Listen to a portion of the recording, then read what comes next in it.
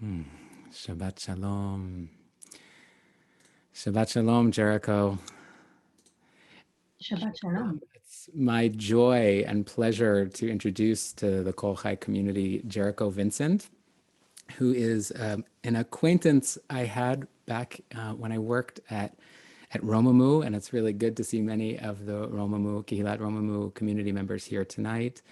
And is currently now a colleague of mine through the Aleph Ordination Program.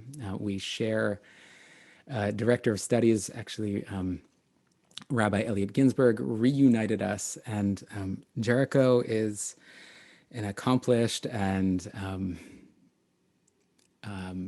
inspiring writer and teacher and genderqueer post-ultra-Orthodox, now rabbinical student who is going to share with us in the place of a Devar Torah, a spiritual experience of sorts, a meditation, some powerful offerings. So without further ado, thank you, Jericho.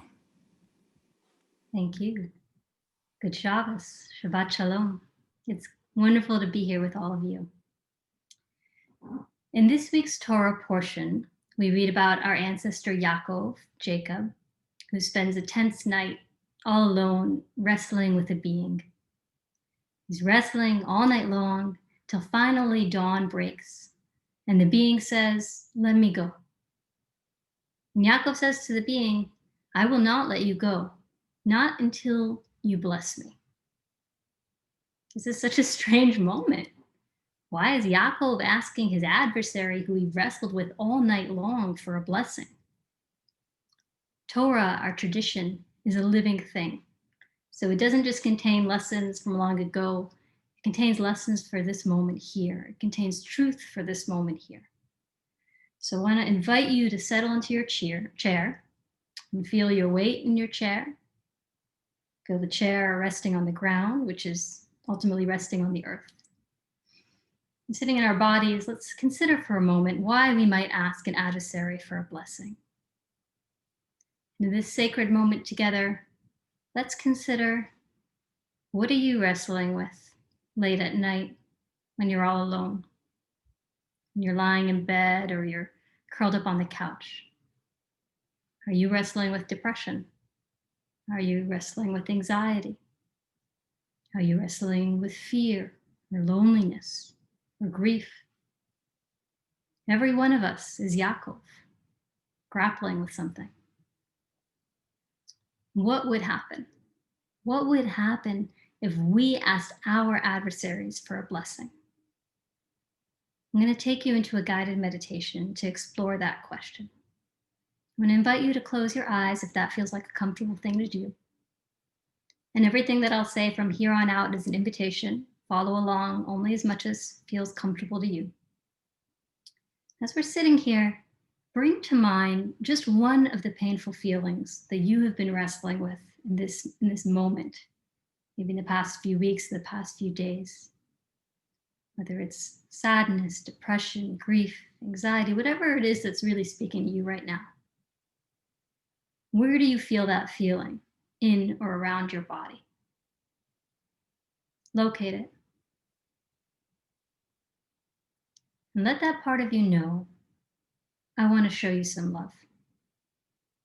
Maybe ask that part of you, that depression, that anxiety, that loneliness, whatever it is, ask it if it would be willing to step in front of you so that you can see it and show it some love. And it maybe, if you keep your eyes closed, you might have some sense of that painful feeling that you've been grappling with appearing before you in your mind's eye.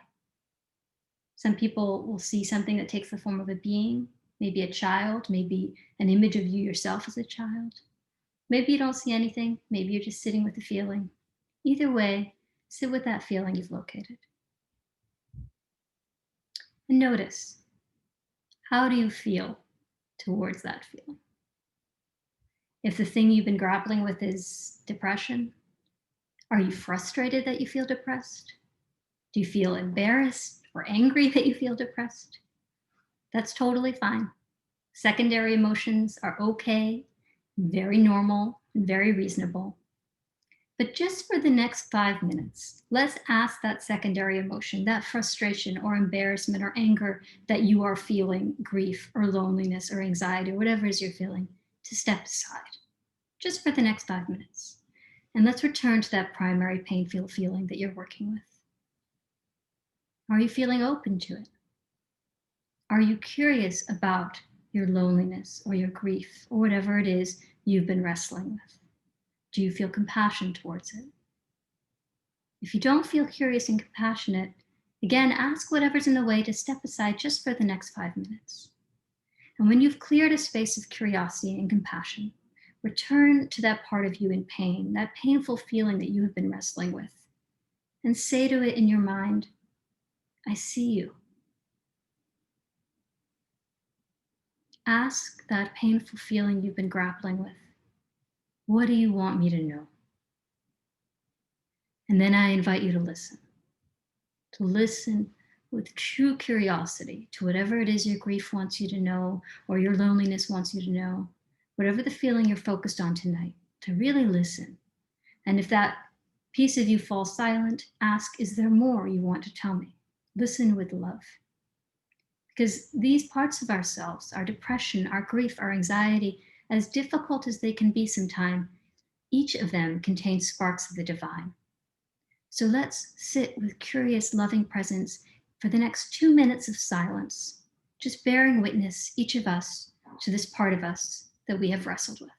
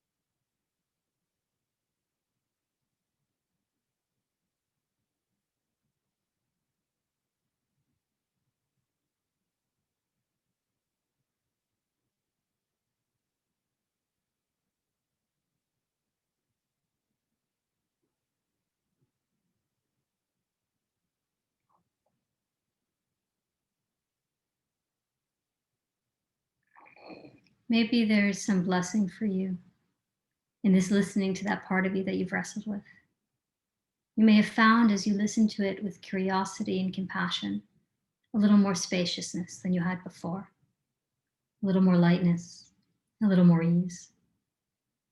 In the ancestral teaching in this week's Parsha, the way through difficulty does not come from any spiritual bypass.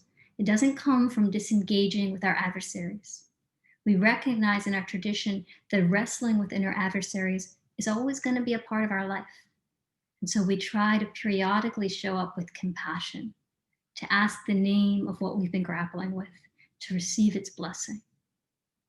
And if you participated in this little ritual we just did, by engaging with your own inner beings, you have wrestled with the divine in you, because there are divine sparks in our pain. Because in the Torah, the divine is the one who is with us, b'mitzrayim, in our narrow straits. You have wrestled with the divine, and I want to bless you with the blessing that's offered in this week's Parsha to our ancestor Jacob.